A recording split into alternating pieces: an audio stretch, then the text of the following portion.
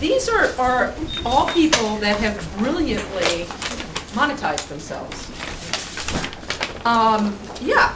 Except for Marc and I. What is this monetizing of which? Well, because what are you talking about? No, you guys do.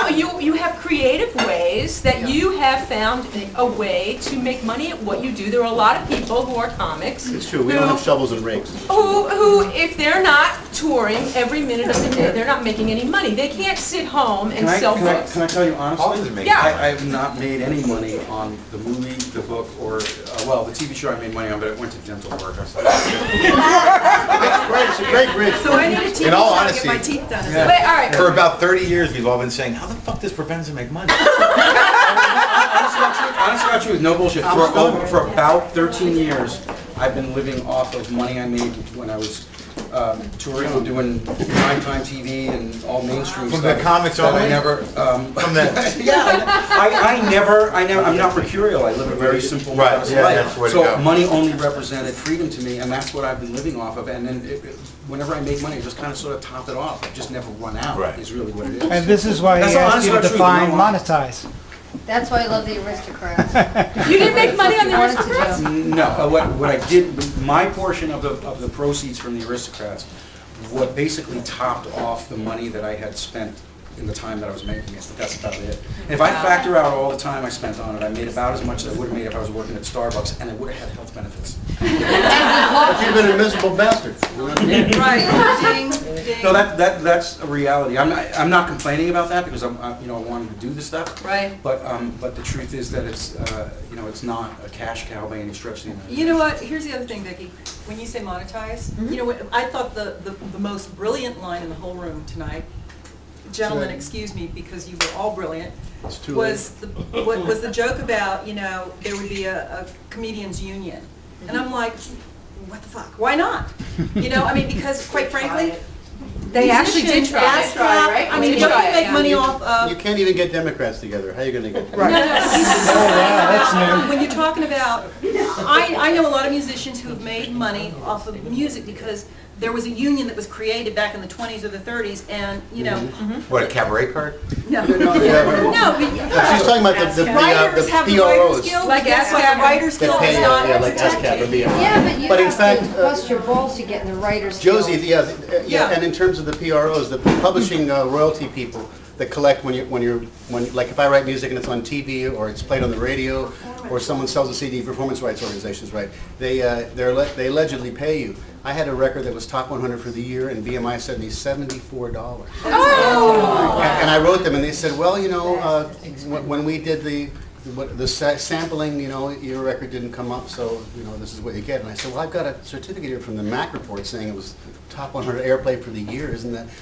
So I left. I went to CSAC. I've been to all of them. And what I can tell you about those organizations is they do a blanket collection, and then they pay according to essentially how famous you are. Billy Joel gets a lot of money. Every club I play has to pay money to all three organizations. I have done 2 to 3 hour shows every night for the last, well, not every night, but at least 100 nights a year for the last 35 years. And I never received a dime per performance from any of the organizations, and they still collect from all these places in my behalf. So you don't do this for the money. You do this because this is what you do. Yeah, because you can't help it.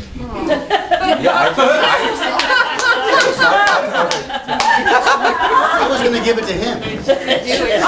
But come on, you monetize yourself, Marc.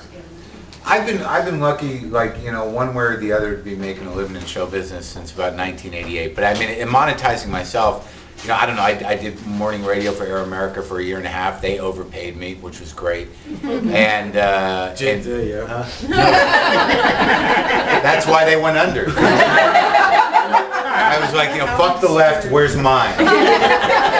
I sent the political songs on CDs, and they send them back to me and say, we don't accept unsolicited material. And I thought, I'm sending you left-wing protest songs. Did I autograph that? You did.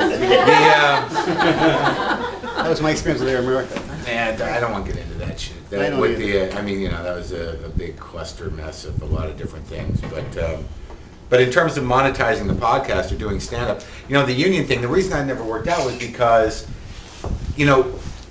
I what's a union going to bring you as a comic? You know, what kind of protection are they going to bring you? I mean, most comics who have AFTRA, like I just got the great letter in the mail that said, you've qualified for coverage. And I'm Really? like, how the hell did that happen? Like, because you don't even know, like, if I look back on, I just barely made it with this and that, little appearances. Right. I mean, that's really what It's it some be- arcane thing that they have.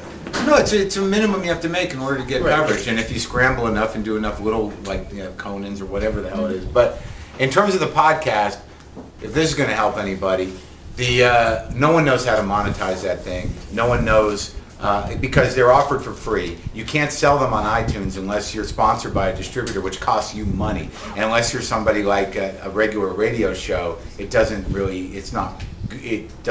you to do that financially. So what we've started to do is we're listener supported. We offer people the option to donate a flat rate. If they donate a rolling donation of $10 a month, ongoing, they get a little swag. If they give me $250 flat rate one time, I'll send them a couple T-shirts, a CD, a book, you know, and that kind of stuff. We've gotten some sponsorship now, because the amazing thing about the podcast world is that terrestrial radio is dying, and they don't really know how to make this transition. The amazing thing about podcasts is we know exactly how many listeners we have, and those numbers, of course, how wouldn't you? You have to, in order to podcast, you have to have your own server. iTunes isn't a server, so they've got to take it from my server, which is Libsyn. So I see exactly how many are downloaded and how many go where, and those are sellable numbers. You know, and we're starting to get some sponsorship with Audible.com is sponsoring some. Great asked me to sponsor for a while, but they after 2 weeks they did 2 shows, and my producer said, look, you know, we got people that, you know, I have a coffee sponsor, a co-op from Madison, Wisconsin, who used to sponsor Break Room Live, so I carried them over. And that's the kind of audience I have. So my producer said to Great, look, we don't really have those guys who are going to be grilling shit.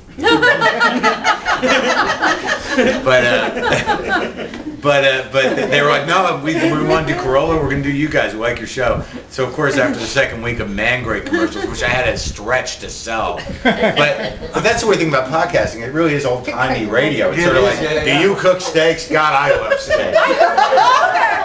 Yeah, I'm out there making shit up, but they send me the Great. I mean, if I had a bigger grill, Welcome to the Marc Maron podcast. That's right. Brought to you by Grilled Cream. I'm out here. That's it. That's exactly what it is. but they didn't sell as many Great as they wanted to. So they called Brendan back. They said, we got to fix the ad. And Brendan's like, why don't we just ditch the campaign? Who cares? I mean, they paid us for 2. Go away. What am I going to try to figure out how to sell Greats to vegetarians? So all I'm What about a saying. mushroom? Sure, yeah. Listen, how many unique visits do you get? How many? Monthly? Well, I don't deal with that. I don't deal with website numbers. I don't care how many people go to my website. I'm dealing with, I know there's about 100,000 downloads a week between all of the episodes up, and there's about 80 episodes up. And that's a hefty number. That's Yeah, it does. serious That's what I'm stuff. going for here. Because I get I think 30,000 hits a month. 35,000. On your site. Yeah. See, I don't know, the whole site model of this many visits justifies an ad because that many eyes are on it. I don't give a shit about any of it. All I know is that this many people downloaded an episode of that show. So I know those episodes are going into iPods or onto computers. I'm not worried about the site stuff. People always ask me, why don't you do video? I'm like, why? Why would I do that? Why do I need that aggravation? No, you don't need a And this way, brick and mortar. You gotta people, they download it, they go to the gym, they go in their car, they go, on a plane. I don't need video, I don't care if people spend time on my site. I just made my last album. I finished it yesterday, and I'll never make another. Thank you. It's called Backstage at the Resurrection, and it's sure to piss off everyone. Yay! I want a copy. I haven't even mastered it yet, but in any event, I realized that what you did is that why would I make CDs? They don't really sell like they used to, and I can go in my studio and create a piece of music and simply upload it to my sites, and people can download it. So there isn't any need. For that brick and mortar. That's By the way, books are going that way too. Sure. Which means your local bookstore will be like the Tower Record Store, which They're is gonna go going. away? So I just went there yesterday and bought 2 books at Barnes and Noble. I used to go to Dutton. What's that place in Hollywood? that Right, great right, right. bookstore? Doesn't- Right. Oh, and the yeah. Gobi trees. I love bookstores. Yeah, well, if you tried to buy love his book, he wouldn't let me. bookstores, they have to get Oh, I very got- smart I about don't events. Yeah. Events is where everything's at. That's why what Vicki's doing now is why we're all here, because this is how we touch and feel with everybody, and this is how we sell anything now. Books, music, comedy.